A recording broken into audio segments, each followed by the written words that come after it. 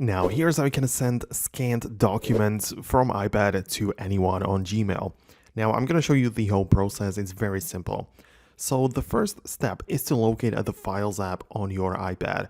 So you're going to click on the Files, make sure you are somewhere in your folders, like you might be in the cloud or in the local storage, but you basically just want to click on the three dots button in the circle for more options.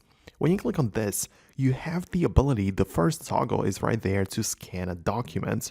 So when you click on this, the camera is going to pop up so you can point your iPad at a document, just click the shutter button, then you can adjust it to make sure that it fits perfectly on the page, right? So you can just do a couple of different adjustments or even retake it if you're not happy with it. But then you can click on keep scan.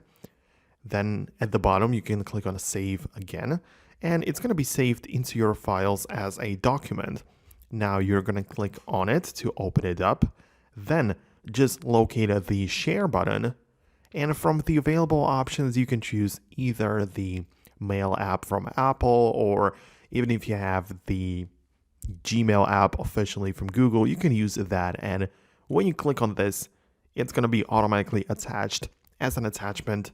And you can just type in the recipient, the rest of the message, and the subject and everything, and you can just hit send, and that's how you can send scanned documents directly from iPad to Gmail or anyone on Gmail.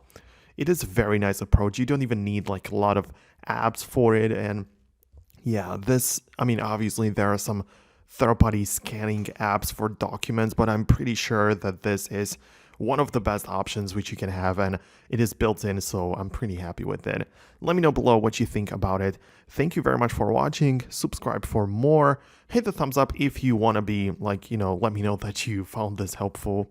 But yeah, thanks a lot, and I'll see you in the next video.